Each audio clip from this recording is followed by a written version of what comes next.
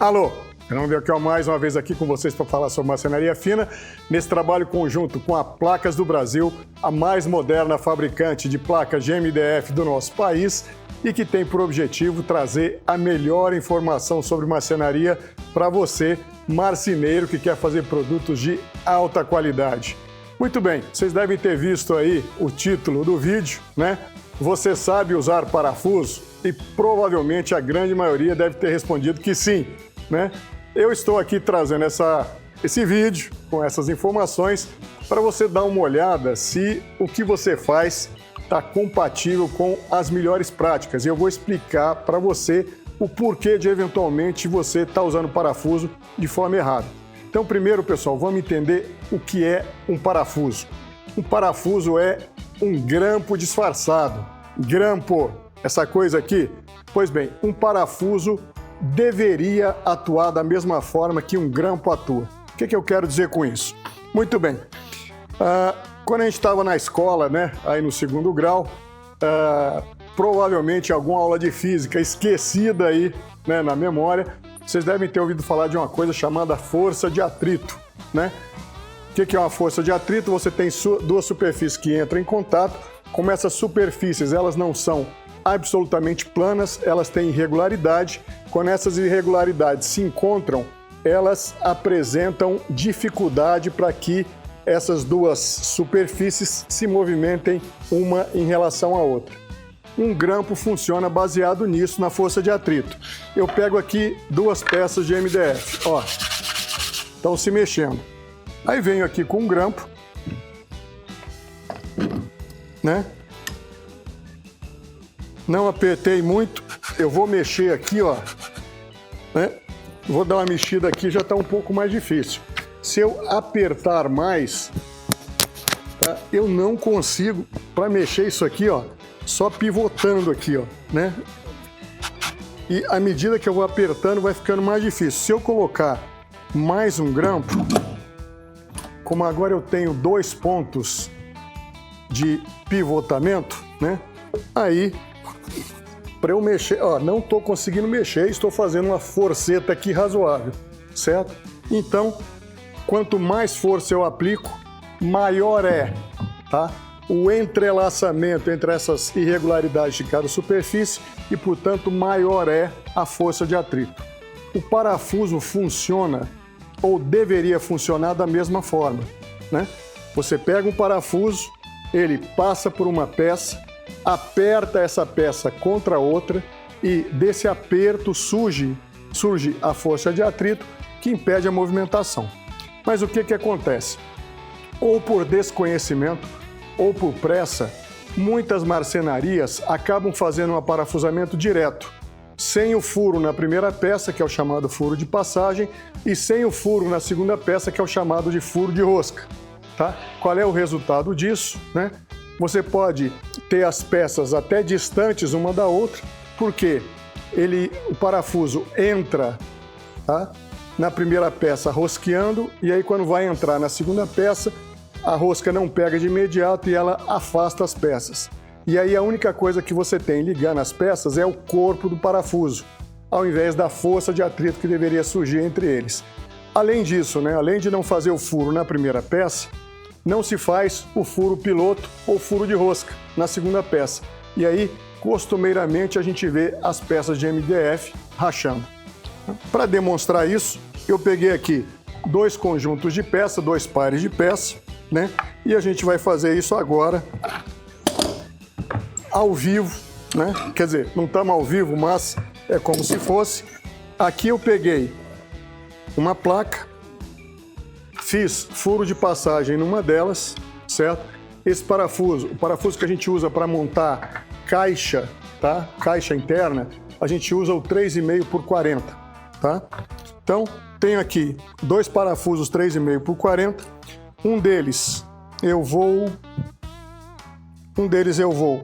parafusar com furo de passagem e outro vai a seco em tudo e vamos ver o resultado disso. Aqui acabamos de fazer com furo de passagem, né? E agora, sem furo de passagem, a seco.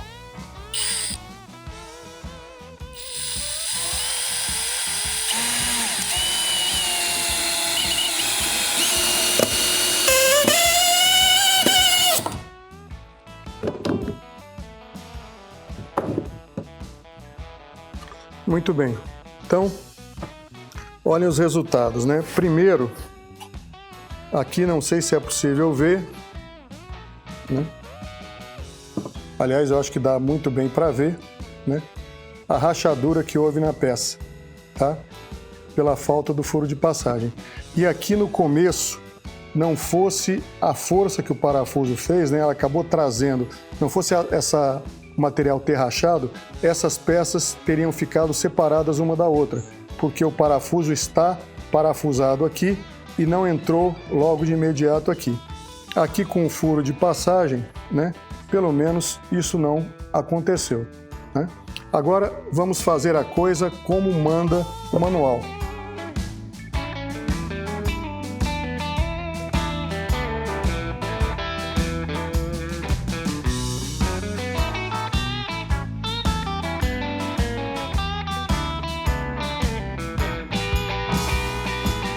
Então aqui eu tenho a peça na qual eu já fiz furo de passagem, certo?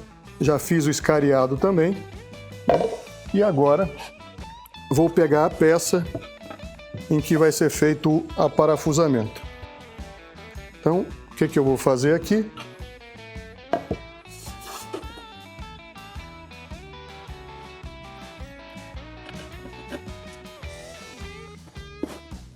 Estou usando o parafuso como se fosse um punção para marcar a posição do furo.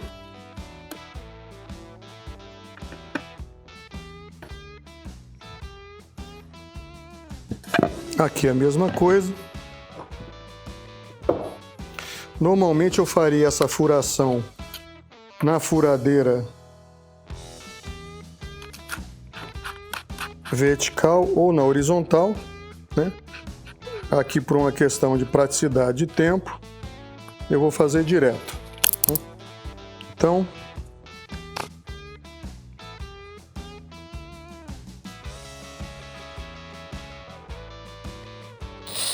esse aqui, pessoal, é o furo de rosca.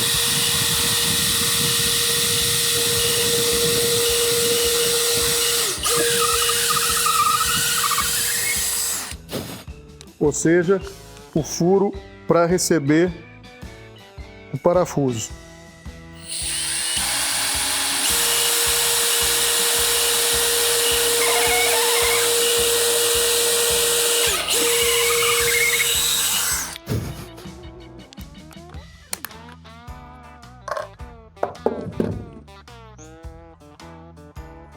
Aqui estão os meus dois parafusos e cerinha de abelha.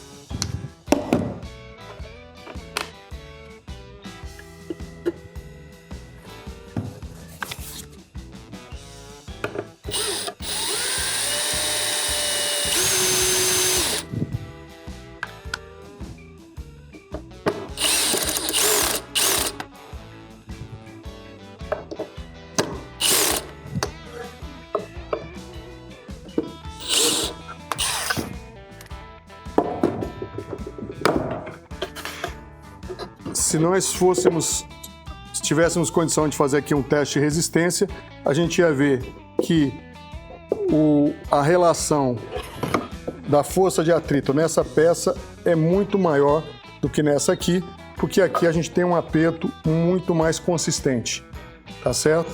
Do que aqui, certo? Então, além disso, vamos ver, ó, aqui a gente não tem rachadura na peça e, só para ressaltar, os dois furos foram feitos a 25 milímetros da borda, que é a distância recomendada para a gente fazer a parafusamento, né? Sendo que aqui a gente teve aquele caso de rachadura, né? Então, eu sei perfeitamente que fazer coisa bem feita gasta muito mais tempo e isso se reflete ou no preço ou na margem de lucro que você está tendo no teu projeto. Agora, se você quer trabalhar para fazer produtos de qualidade para quem pode pagar por esses produtos e aí mudar o resultado da sua empresa, fica a dica de como fazer um aparafusamento de primeira. E então, vamos juntos?